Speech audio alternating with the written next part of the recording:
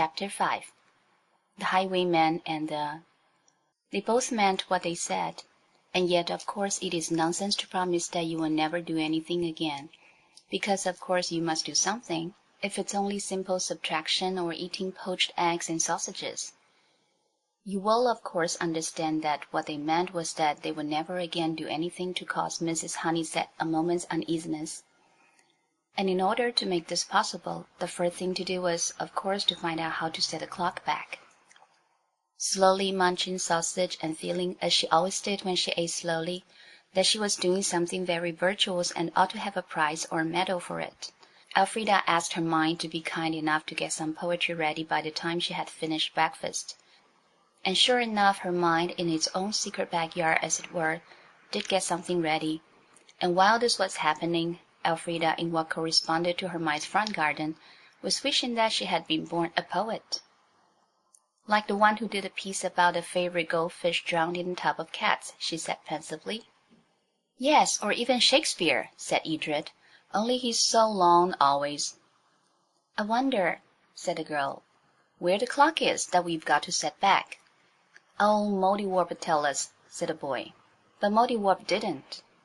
When breakfast was over, they went out into the grassy space round which the ruined walls of the castle rose up so grey and stately, with the wallflowers and toad-flax growing out of them, and sat down among the round-faced white-frilled daisies and told each other what they had thought, or what they thought they had thought, while they were back in those times when people were afraid of Boney. And the castle sward was very green, and the daisies were very white, and the sun shone on everything very grand and golden.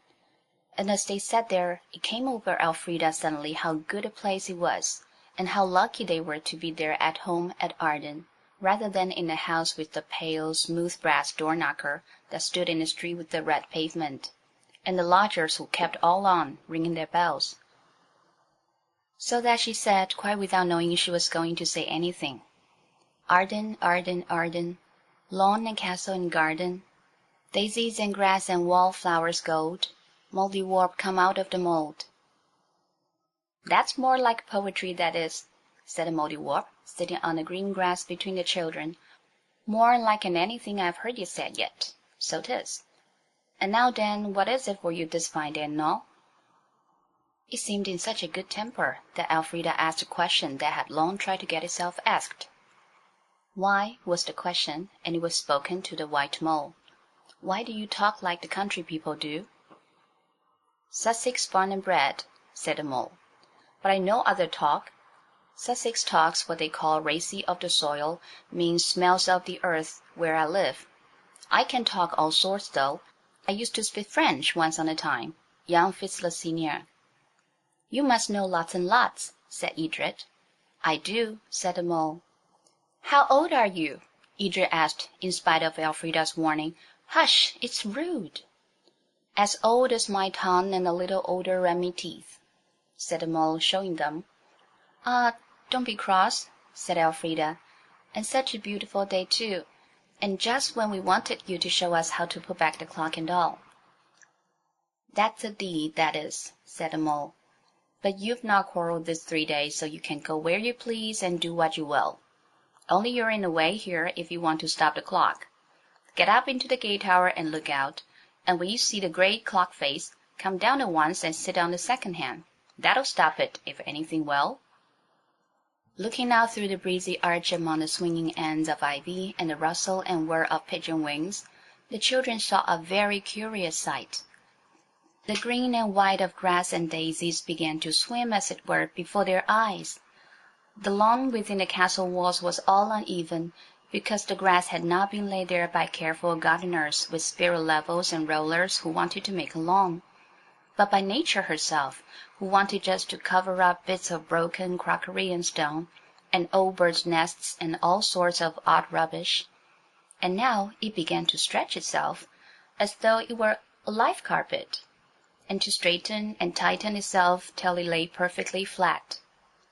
And the grass seemed to be getting greener in places, and in other places there were patches of white, thicker and purer than before.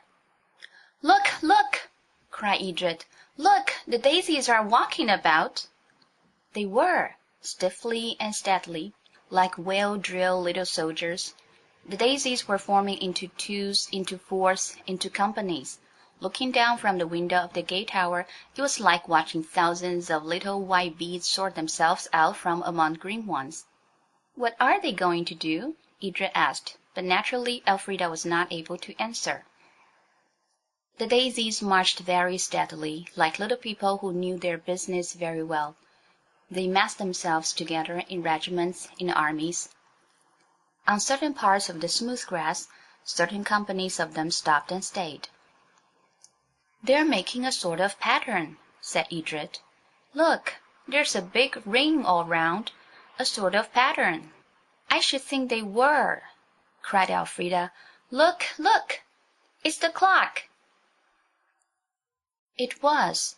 On the pure green face of the lawn was an enormous circle marked by a thick line of closely packed white daisies. Within it were the figures that are on the face of a clock, all 12 of them. The hands were of white daisies too, both the minute hand and the hand that marks the hours. And between the 6th and the center was a smaller circle, also white and of daisies, round which they could see a second hand move.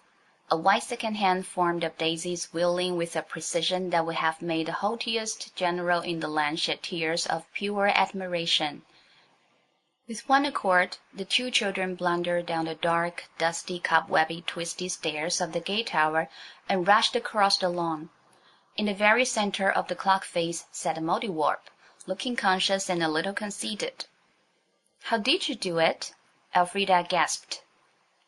"The daisies did it. Poor little things, they can't invent at all. But they do carry out other people's ideas quite nicely. All the white things have to obey me, of course," it added carelessly. "And this is the clock?" The Mouldiwarp giggled. "My child, what presumption! The clock is much too big for you to see ever all at once. The sun's the center of it. This is just a pretending clock. It'll do for what we want, of course, or I wouldn't have had it made for you. Sit down on the second hand. Oh no, it won't hurt the daisies. Count 100. Yes, that's right." They sat down on the close white line of daisies and began to count earnestly. "And now," the Mouldiwarp said, when 100 was counted, "it's just the same time as it was when you began. So now you understand." They said they did, and I am sure I hope you do. "But if we sit here," said Elfrida, "how can we ever be anywhere else?" "You can't," said the Mouldiwarp, "so one of you will have to stay and the other to go." "You go, Alfie," said Edred. "I'll stay till you come back." "That's very dear of you," said Elfrida, "but I'd rather we went together. Can't you manage it?" she asked the mole. "I could, of course," it said, "but he's afraid to go without you," it said suddenly. "He isn't, and he's 2 years younger than me, anyway," Elfrida said hotly. "Well, go without him," said the mole. "You understand perfectly, don't you, that when he has stopped the clock, your going is the same as your not going, and your being here is the same as not being. And what I mean," it added hastily, returning to Sussex talk, "you needn't be so turble put out. He won't know you've gone, nor yet he won't believe you've come back. Be off with it, my girl." Elfrida hesitated. Then, "Oh, Edred," she said, "I have had such a time. Did it seem very long? I know it was horrid of me, but it was so interesting I couldn't come back before." "Nonsense," said Edred. "Well, go if you like. I don't mind." "I've been, I tell you," said Elfrida, dragging him off the second hand of the daisy clock, whose soldiers instantly resumed their wheeling march. "So now you see," said the mole. "Tell you what, next time you want to stop the clock, we'll just wheel Deborah onto it. Now you go along and play. You've had enough art and magic for this here first day. So you have. Bless your hearts and all." And they went. That was how Edred perceived the adventure of the Highwayman and But I will not anticipate. The way the adventure seemed to Elfrida was rather different. After the mole said "my gal," she hesitated. and then went slowly towards the castle where the red roof of the house showed between the old ivy-grown grey buttresses. She looked back to see Edred and the Mouldiwarp close together on the face of the wonderful green and white clock. They were very still. She made her mind up, ran indoors and up the stairs and straight to the door. She found it at once, shut the door and opened the second chest to the right. You change your clothes and the times change too. Change, that is what you've got to do. Caroo, caroo, caroo, caroo, said the pigeons, or the silence, or Elfrida. I wonder, she said, slipping on a quilted green satin petticoat with pink rosebuds embroidered on it, whether Shakespeare began being a poet like that, just little odd lines coming into his head without him meaning them to. And her mind, as she put on the pink and white brocaded dress, was busy with such words as our great poet, Miss Elfrida Arden, or Miss Arden, the female Milton of nowadays. She tied a white soft little cap with pink ribbons under her chin and ran to open the door. She was not a bit afraid. It was like going into a dream. Nothing would be real there. Yet as she ran through the attic door and the lace of her sleeve caught on a big rusty nail and tore with a harsh hissing noise, she felt very sorry. In a thing that was only a dream, that lace felt very real and was very beautiful. But she had only half the first half of a thought to give to the lace, for the door opened, not on a quiet corridor with the old prince at Arden Castle, but on a quite strange panelled room, full of a most extraordinary disorder of stuffs, feathers, dresses, cloaks, bonny boxes, parcels, rolls, packets, lace, scarves, hats, gloves, and finery of all sorts. There were a good many people there, serving-maids, she knew they were serving-maids, a gentleman in knee breeches showing some fine china on a lacquered tray, and in the middle a very pretty, languishing-looking young lady, with whom Elfrida at once fell deeply in love. All the women wore enormous crinolines or hoops. "What? Hid in the closet all the while, cousin?" said the young lady. "Oh, but it's the slyest chit. Come, see how the new scarf becomes thy bet. Is it not vastly modish?" "Yes," said Elfrida, not knowing in the least what to say. Everything gave a sort of tremble and twist, like the glass bits in a kaleidoscope give just before they settle into a pattern. Then, as with the bits of glass, everything was settled, and Elfrida, instead of feeling that she was looking at a picture, felt that she was alive, with live people. Some extraordinary accident had fixed in Elfrida's mind the fact that Queen Anne began to reign in 1702. I don't know how it was. These accidents do sometimes occur, and she knew that in Queen Anne's day ladies wore hoops. Also, since they had gone back 100 years to Boney's time, perhaps this second venture had taken her back 200 years. If so— "Please," she said very quickly, "is this 1707, and is Queen Anne dead?" "Heaven forbid," said everyone in the room, and Bet added, "La, child, don't delay us with your prattle. The coach will be here at 10, and we must lie at Tonbridge to-night." So Elfrida, all eyes and ears, squeezed into a corner between a bandbox and a roll of thick pink flower silk, and looked and listened. Bet, she gathered, was her cousin, and Arden too. She and Bet and the maids, and an escort of she couldn't quite make out how many men, were to go down to Arden together. The many men were because of the Arden jewels that had been reset in the newest mode, and the collar of pearls and other presents Uncle Arden had given to Bet. And the highwaymen, who she learned, were growing so bold that they would attack a coach in St. Paul's churchyard in broad daylight. Bet, it seemed, had undertaken commissions for all her girl friends near Arden, and had put off most of them till the last moment. She had carefully spent her own pin money during her stay in town, and was now hastily spending theirs. The room was crowded with tradesmen and women actually pushing each other to get near the lady who had money to spend. One woman with a basket of china was offering it in exchange for old clothes or shoes, just as old women do now at back doors. And Cousin Bet's maid had a very good bargain, she considered, in a china teapot and 2 dishes, in exchange for a worn blue lutestring dress and a hooped petticoat of violet quilted satin.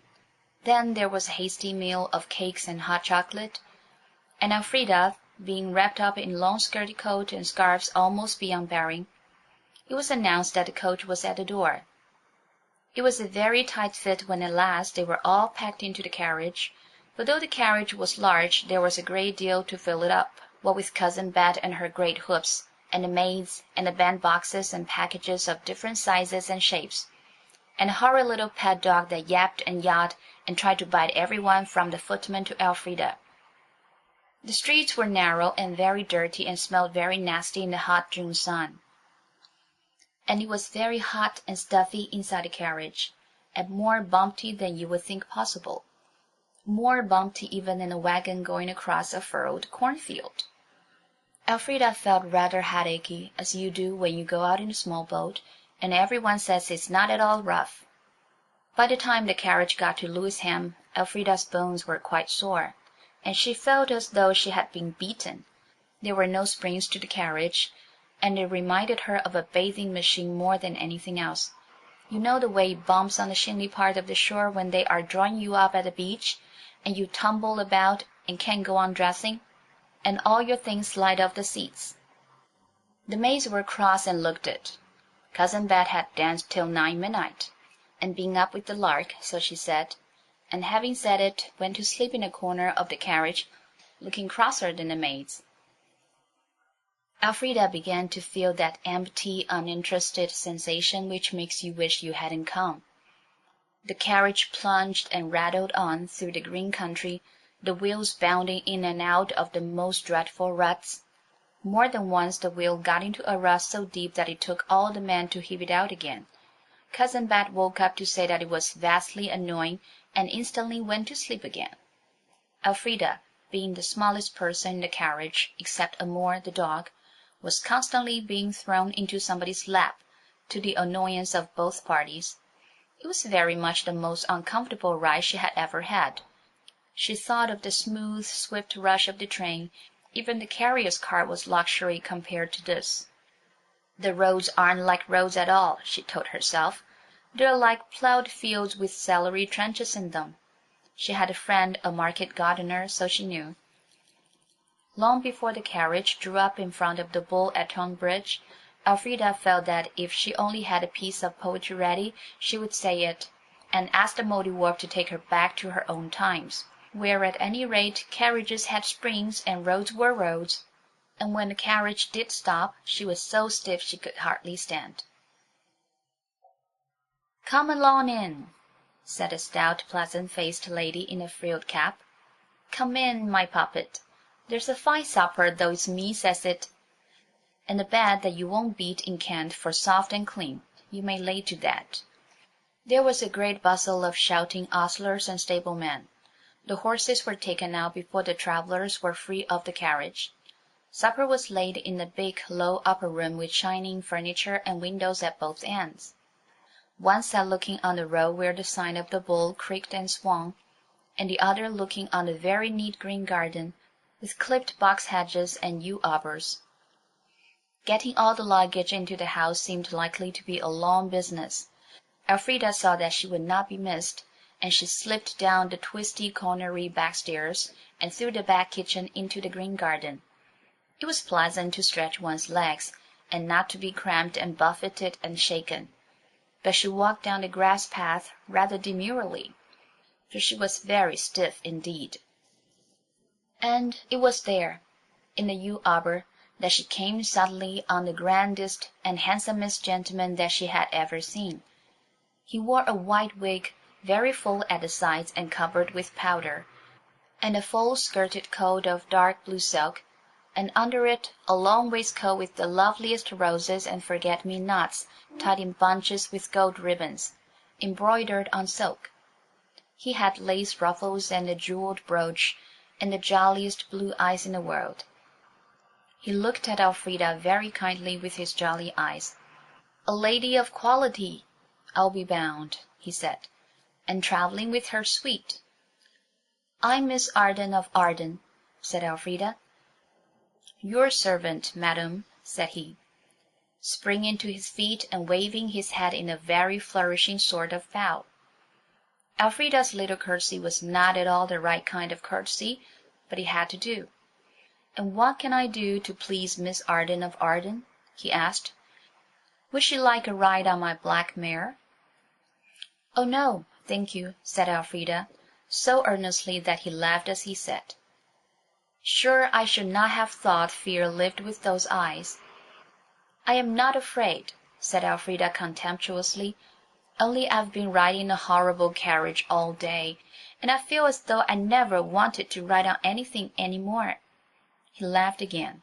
Well, well, he said, come and sit by me and tell me all the town news. Elfrida smiled to think what news she could tell him, and then frowned in the effort to think of any news that wouldn't seem nonsense. She told him all that she knew of Cousin Bet and the journey. He was quite politely interested. She told of Cousin Bet's purchases, the collar of pearls and the gold pomander studded with corals, the little gold watch and the family jewels that had been reset. And you have all tonight to rest in from the cruel coach? He said. Yes, said Elfrida, we don't go on again till after breakfast tomorrow. It's very dull, and oh, so slow. Don't you think you'd like to have a carriage drawn by a fiery iron horse that went 60 miles an hour? You have an ingenious wit, said the beautiful gentleman, such as I should admire in my wife. Will you marry me when you shall be grown a great girl? No, said Elfrida. You'd be too old. Even if you were to be able to stop alive till I was grown up, you'd be much too old. How old do you suppose I shall be when you're 17? I should have to do sums, said Elfrida, who was rather good at these exercises. She broke a twig from a currant bush and scratched in the dust. I don't know, she said, raising a flushed face and trampling out her sum, with little shoes that had red heels, but I think you'll be 230. On that he laughed more than ever and vowed she was the lady for him. Your ciphering would double my income 10 times over, he said. He was very kind indeed, would have her taste his wine, which she didn't like, and the little cakes on the red and blue plate, which she did. And what's your name? She asked. My name, said he, is a secret. Can you keep a secret? Yes, said Elfrida. So can I, said he. And then a flouncing angry maid came suddenly, sweeping down between the box hedges, and dragged Elfrida away before she could curtsy properly and say, Thank you for being so kind. Farewell, said the beautiful gentleman. Doubt not but we shall meet again, and next time 'tis, I shall carry thee off and shut thee in a tower for 200 years, till thou art 17 and hast learned to cipher.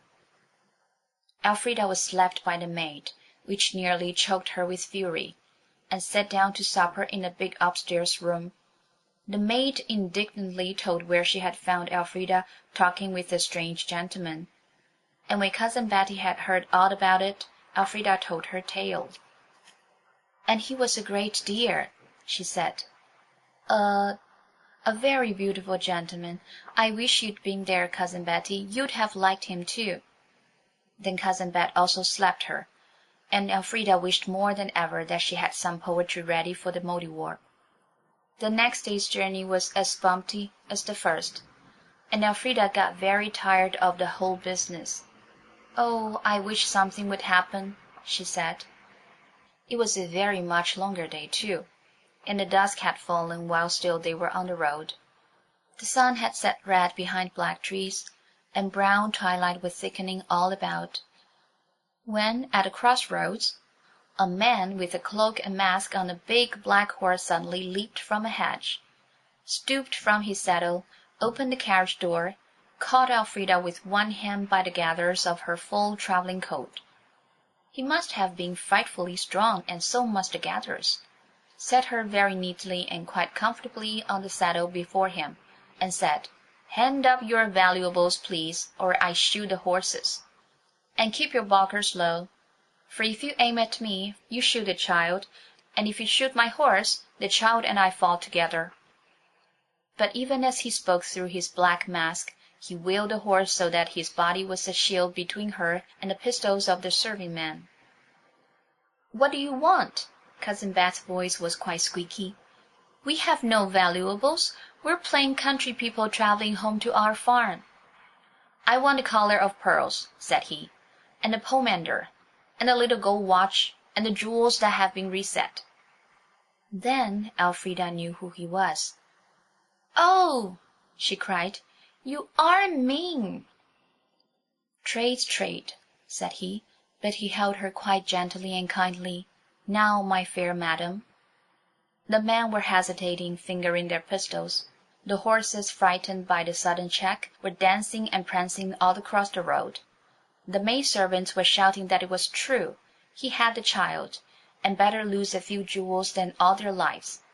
And Cousin Bet was sobbing and wailing inside the dark coach. Well, the jewels were handed out. That was how it ended. Handed out slowly and grudgingly. And the hand that reached for them through the dusk was very white. Cousin Bet said afterwards. Elfrida, held by the highwayman's arm, kept very still. Suddenly he stooped and whispered in her ear, "Are you afraid that I shall do you any harm?" "No," whispered Elfrida, and to this day she does not know why she was not afraid. "Then," said he, "oh, the brave little lady." And on that suddenly set spurs to his horse, leapt the low hedge, and reined up sharply. "Go on home, my brave fellows," he shouted, "and keep your mouths shut on this night's work. I shall be at Arden before you." "The child!" shrieked the maids. "Oh, the child!" And even Cousin Bet interrupted her hysterics, now quite strong and overwhelming, to say, "The child!" "Shall I order supper for you at Arden?" he shouted back mockingly, and rode on across country, with Elfrida, breathlessly frightened and consciously brave, leaning back against his shoulder. It is a very wonderful feeling, riding on a great strong dark horse through a deepening night in a strange country, held fast by an arm you can trust, and with the muscles of the horse's great shoulder rippling against your legs as they hang helplessly down. Elfrida ceased to think of Mouldiwarps or try to be a poet. And quite soon they were at the top of Arden Hill, and the lights of the castle gleamed and blinked below them. "Now, sweetheart," said the highwayman, "I shall set you down inside of the door and wait till the door opens. You can tell them all that has chanced, save this that I tell you now. You will see me again. They will not know me, but you will. Keep a still tongue till tomorrow, and I swear Miss Arden shall have all her jewels again.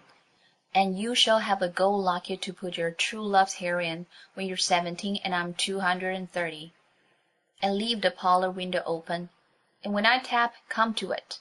Is it a bargain?" "Then you're not really a highwayman?" "What should you say," he asked, "if I told you that I was the 3rd James, the rightful King of England, come to claim my own?" "Oh," said Elfrida, and he set her down, and she walked to the door of the castle and thumped on it with her fists. Her tale had been told to the servants, and again to Cousin Bet and the maids, and the chorus of lament and astonishment were settling down to a desire to have something to eat. Anyhow, the servants had gone to the kitchen to hurry the supper. Cousin Bet and Elfrida were alone in the parlor, where Elfrida had dutifully set the window ajar. The laurel that was trained all up the side of the house stirred in the breeze and tapped at the window. Elfrida crossed to the window-seat. No, it was only the laurel. But next moment a hand tapped, a hand with the rings on it, and a white square showed in the window, a letter. "For Miss Betty Arden," said a whispering voice. Elfrida carried the letter to where her cousin sat, and laid it on her flower-soaked lap. "For me, child? Where did you get it?" "Read it," said Elfrida. "It's from a gentleman." "Lord," said Cousin Bet, "what a day! A highwayman and the jewels lost, and now a love letter." She opened it, read it again, and let her hand flutter out with it in a helpless sort of way towards Elfrida, who, very brisk and businesslike, took it and read it. It was clearly and beautifully written.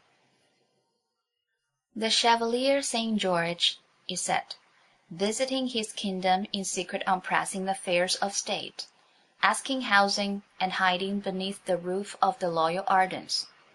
"Now, don't scream," said Elfrida sharply.